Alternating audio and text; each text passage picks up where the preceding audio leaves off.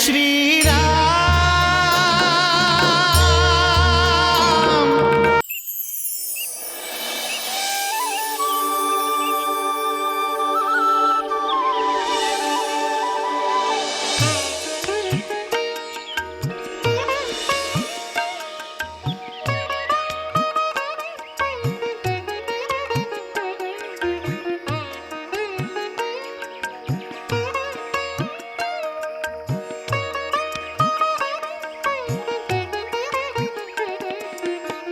जगत के स्वामी प्रभु श्री राम और माता सीता के पुत्रों के छठी का ये उत्सव, उनका नामकरण जिसे देखने को मिल जाए उसे सारे ब्रह्मांड में और क्या चाहिए देवर्षि। ठीक कहते हैं आप।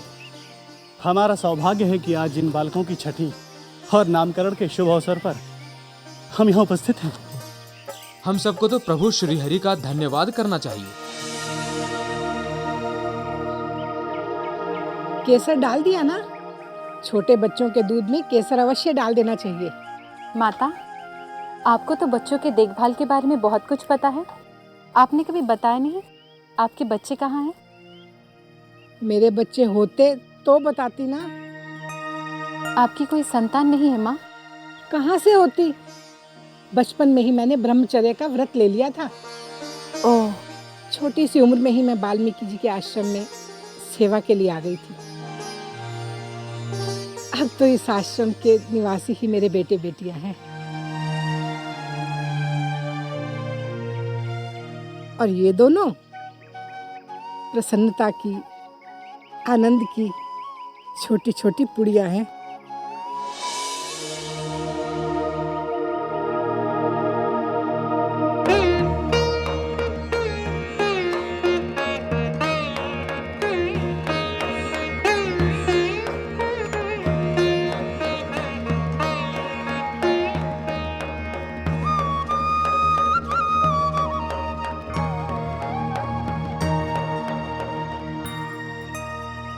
ये क्या कर रही हो पुत्री? गुरुदेव, परंपरा कहती है कि अपने इष्ट देव को भोग लगाकर ही बच्चों को छठी का प्रसाद देना चाहिए। गुरु तो अकेले ही ब्रह्मा, विष्णु और महेश इन तीनों के बराबर होता है। इसीलिए ये नैवेद्य मैं आपको समर्पित करती हूँ।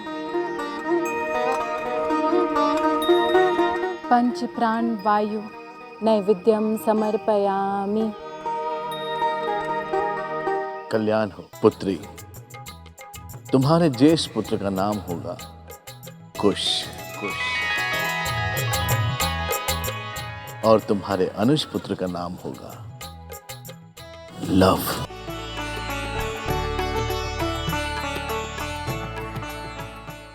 युवराज भरत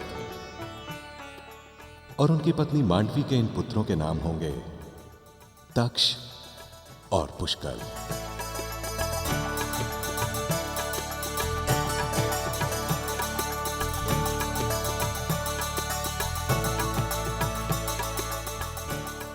राजकुमार लक्ष्मण और उनकी पत्नी उर्मिला के इन पुत्रों के नाम होंगे अंगद और चंद्रकेतु।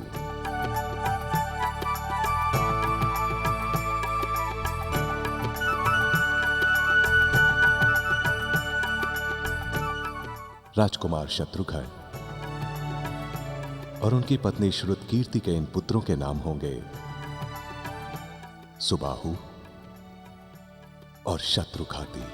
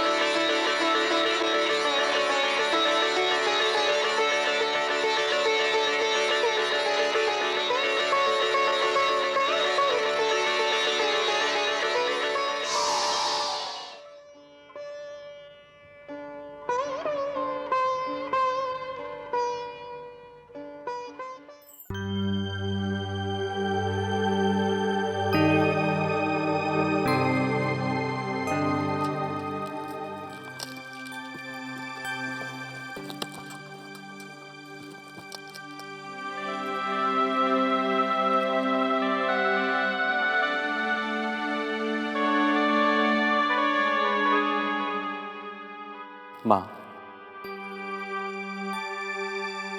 किस सोच में डूबी हुई हो? सब ठीक तो है ना?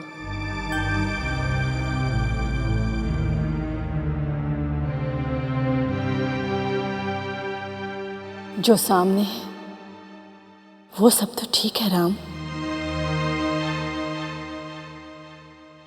पर दुख उसका है जो सामने नहीं है।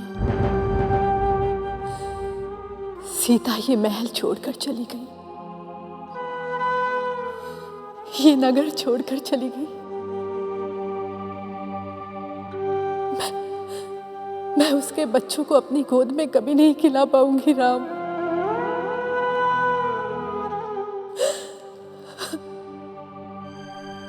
माँ, मैं तुम्हारा दुख समझता हूं, परंतु जो कुछ भी हुआ वो विधि का विधान था। उसको याद करके दुखी होने से क्या लाभ माँ?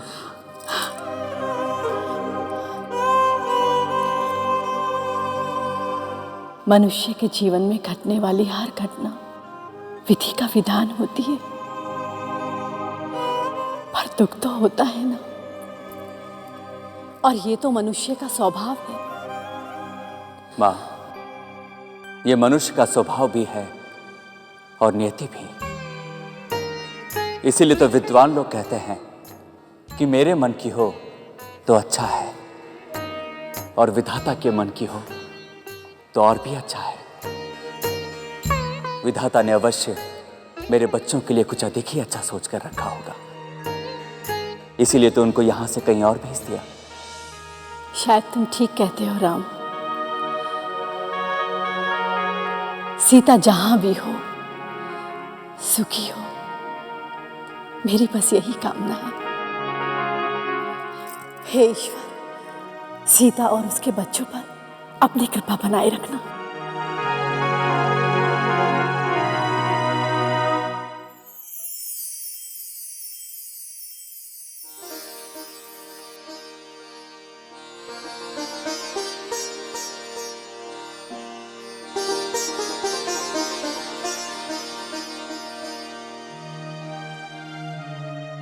मेरे दो दो बेटे, राजा बेटे, इतना कष्ट उठा रहे हैं। ओले ओले ओले, लेकिन अब तुम्हें कोई कष्ट नहीं होगा। देखो मैं तुम्हारे लिए क्या लाई हूँ। कुशा के बिछोने में सोने में तुम्हें कष्ट होता है ना। ओले ओले ओले ओले, उसकी घास तुम्हारी कोमल अंगों को काटती है ना, इसीलिए मैं तुम्हारे लिए ये मुलायम मुलायम कोमल कोमल बिछोने लाई हूँ। इन पर सोना तुम्हें अच्छा लगेगा।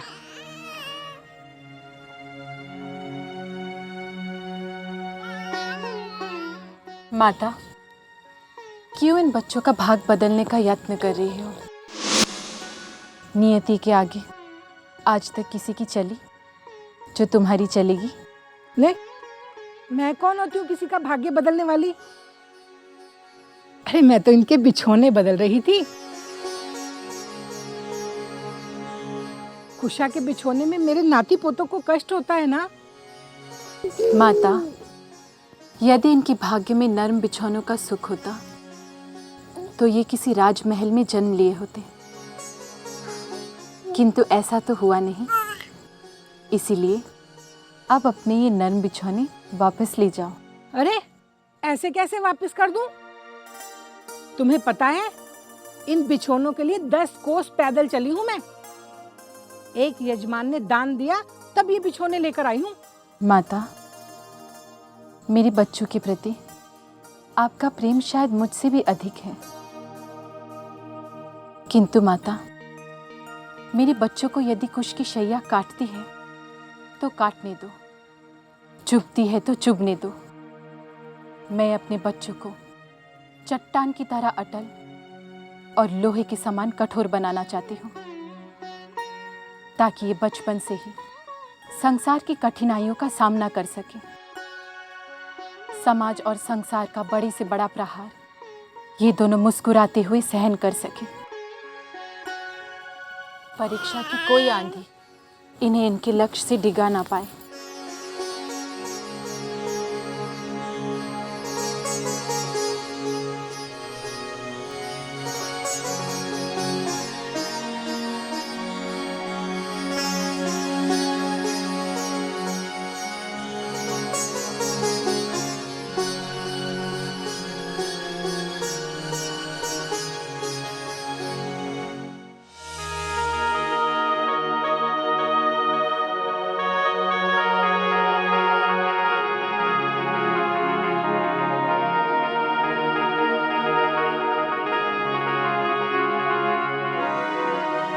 हे भगवान, ये क्या करती है?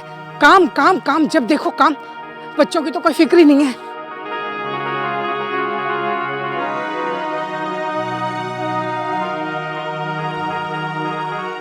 बच्चे चिलचिलाती धूप में कैसे सो रहे हैं?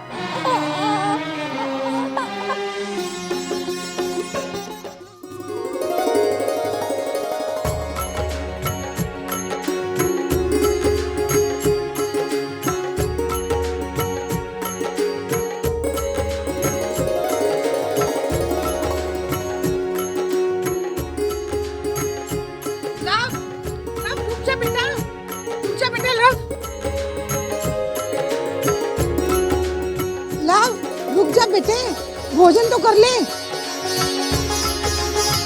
रुक जा बेटा, मुझे और मत दौड़ा। भोजन तो कर ले।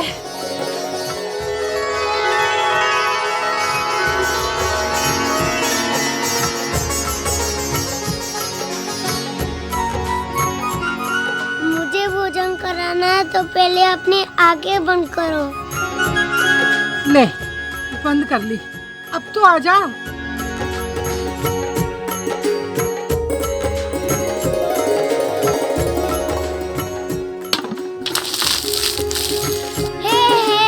अरे तू नानी से परिहास करता है।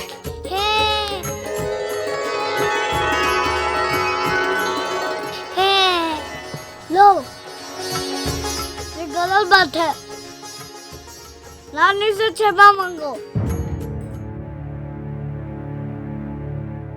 लव, ये क्या? नानी को सता रहे हो? छोड़ो ना बेटी, बच्चा है। बच्चा है, इसका अर्थ ये नहीं कि उदंडता करे। क्षमा मांगो लव। मुझे क्षमा कर दो नानी माँ।